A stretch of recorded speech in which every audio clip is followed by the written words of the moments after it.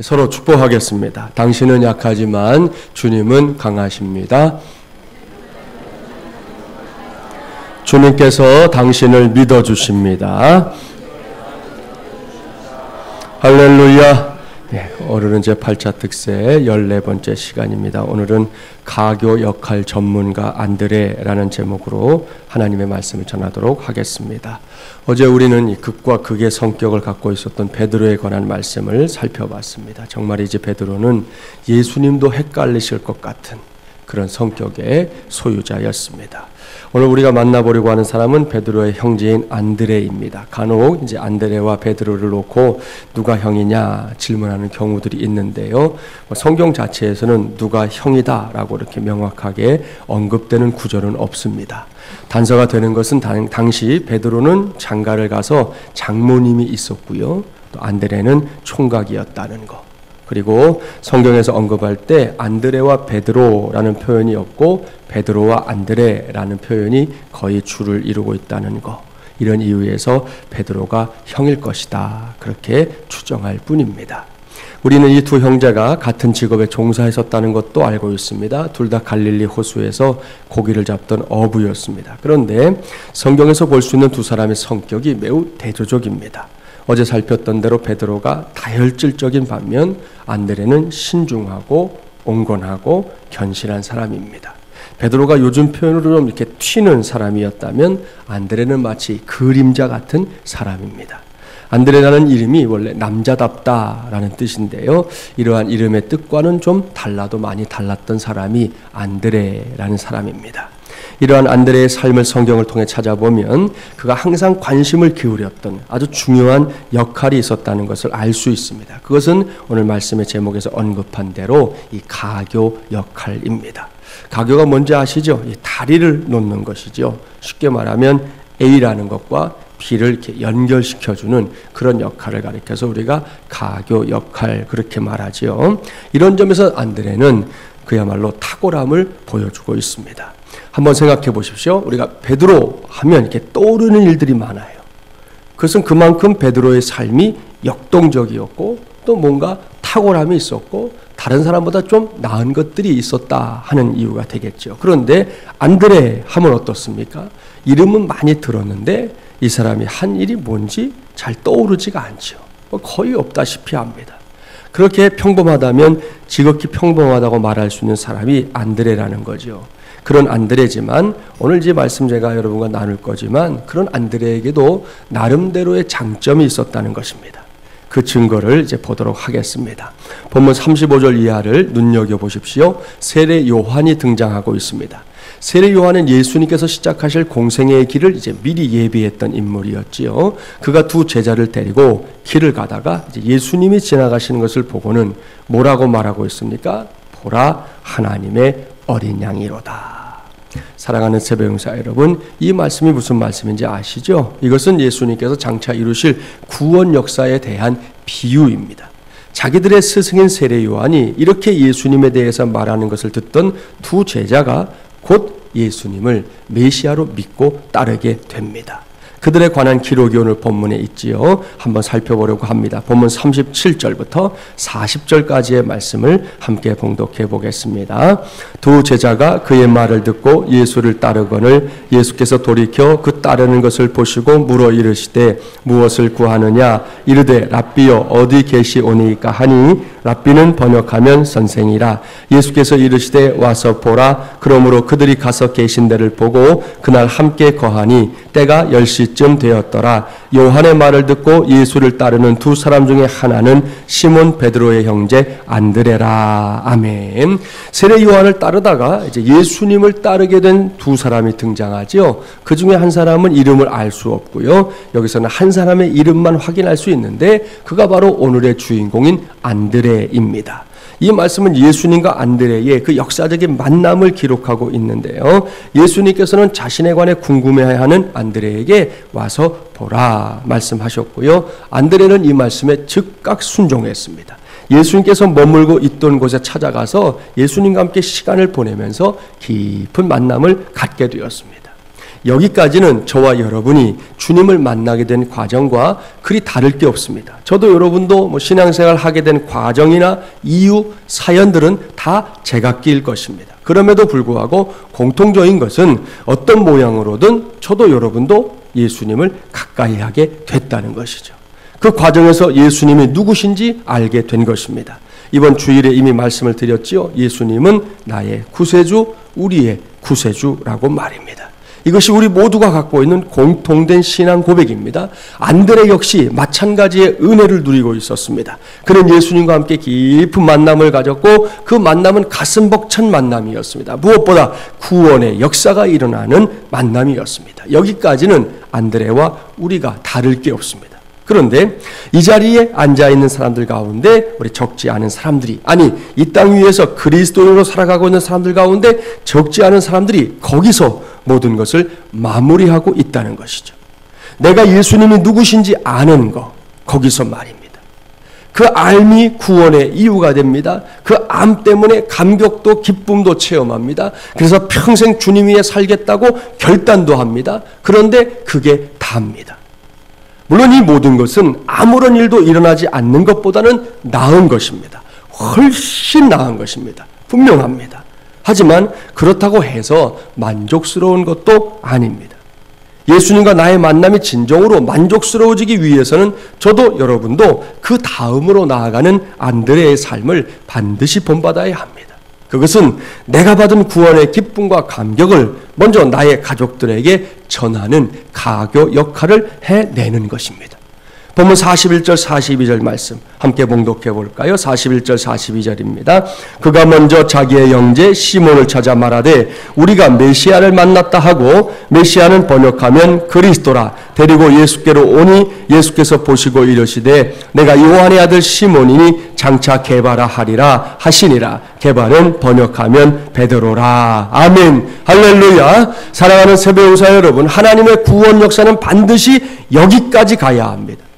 그저 나 혼자 구원받고 나 혼자 기뻐하는 것에 머물면 안 된다는 것입니다. 그것이 내가 구원받지 못한 것보다는 훨씬 비교도 할 수 없을 만큼 중요하고 귀한 일인 것은 맞지만, 그래도 거기에 머무는 것은 하나님의 뜻이 아니다라는 말씀입니다. 안드레를 보십시오. 그는 내가 만난 예수님 혹은 내가 받은 구원의 감격, 거기에 머물지 않고 있습니다.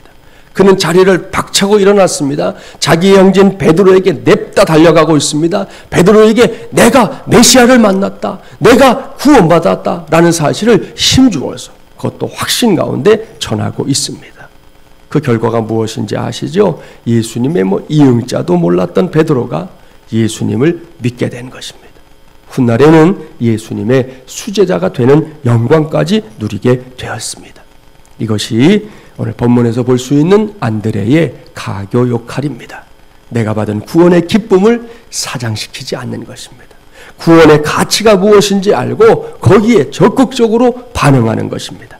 내가 만난 예수님을 자랑스러워하는 것입니다. 그 예수님을 내가 가장 사랑한 사람들에게 적극적으로 전하고 알리는 것입니다. 이것이 본문에서 보여주는 안드레의 가교 역할입니다. 이러한 안드레의 삶은 여기에서 끝나지 않아요. 자, 요한복음 12장으로 가볼까요? 168조. 요한복음 12장 20절부터 23절까지의 말씀을 함께 봉독해 보겠습니다. 12장 20절부터 23절 168쪽입니다. 함께 봉독해 볼까요? 명절에 예배하러 올라온 사람 중에 헬라인 몇이 있는데 그들이 갈릴리 벳세다 사람 빌립에게 가서 청하여 이르되 선생이여 우리가 예수를 배웁고자 하나이다 하니 빌립이 안드레에게 가서 말하고 안드레와 빌립이 예수께 가서 여쭈니 예수께서 대답하여 이르시되 인자가 영광을 얻을 때가 왔도다. 아멘. 할렐루야. 보십시오. 이번에는 안드레가 이방인이었던 헬라인들이 예수님을 만나고 싶어 하자 주저하지 않고 그들을 예수님께 안내하는 가교 역할을 담당하고 있습니다. 당시에 유대인들이 이방인들을 어떻게 생각했는지 아시죠? 유대인들에게 이방인들은 지옥의 땔감으로 쓰기 위해 창조된 존재에 불과했습니다. 그래서 이방인들에 대한 이 멸시, 이방인들을 우습게 여기는 기본적인 태도, 또 유대인들은 우린 선민이다라는 선민의식 속에서 그 사람들을 얕잡아봤던 사람들이 유대인들이었거든요. 그런데 안드레는 이미 그러한 구분선을 뛰어넘고 있는 겁니다. 예수님이 단지 유대인들만의 구원자가 아니라는 것이죠. 온 인류의 구원자라는 사실을 그는 알고 있었던 것입니다. 참으로 놀라운 안드레입니다. 그리고 우리 모두가 이 시간에 꼭 배워야 할 안드레의 신앙입니다. 그렇습니다. 저와 여러분은 어떻습니까? 이 자리에 있는 성도들은 적어도 내가 만난 예수님을 알고 있고 내가 만난 예수님을 믿고 있는 사람들인 줄 믿습니다. 얼마나 감사한 일입니까? 얼마나 놀라운 일입니까? 나 같은 죄인이 예수님을 구세주로 믿게 되고 모든 죄로부터 용서받고 하나님 앞에서 옳다고 인정받게 된 거 정말이지 놀랄 노자에 해당되는 일입니다. 평생에 걸쳐 감사해도 부족할 일입니다. 그런데 거기서 그치면 안 된다는 말씀이에요. 우리는 이 복음을 전해야 합니다. 이 복음이 필요한 사람이라면 누구에게나 찾아가서 예수님과 그들 사이에 가교 역할을 해내는 사람들이 되어야 한다는 말씀입니다. 먼저는 저와 여러분의 가족들이지요.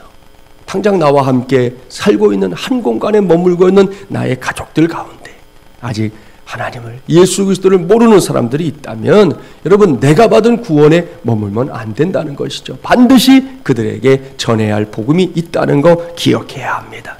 그 다음에 일가친지를 비롯한 내 주변의 사람들입니다. 그 다음에는 이 땅에 살고 있는 우리의 동포들, 저 열방에 흩어져 살고 있는 사람들입니다. 이를 위해 우리 교회가 세운 사명 선언문이 있지 않습니까? 민족과 열방을 구원하고 치유하는 축복의 통로가 된다. 할렐루야.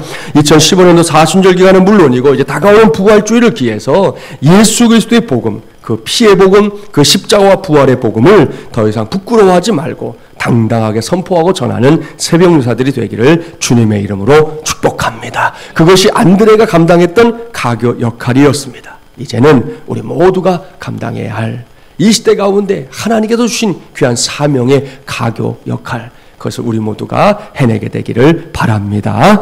자, 안드레의 가교 역할은 여기서 또 끝나질 않아요. 한 곳을 더 찾아보려고 합니다. 이번에는 요한복음 6장으로 가보겠습니다.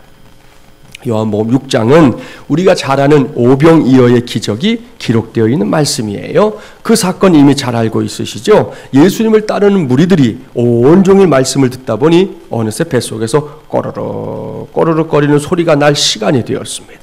그때 예수님께서는 이 문제에 대해 두 제자와 대화를 나누게 되는데 그 내용을 보려고 합니다. 요한복음 6장 5절부터 9절까지의 말씀 관심을 가지고 함께 봉독해 볼까요? 5절부터 9절입니다.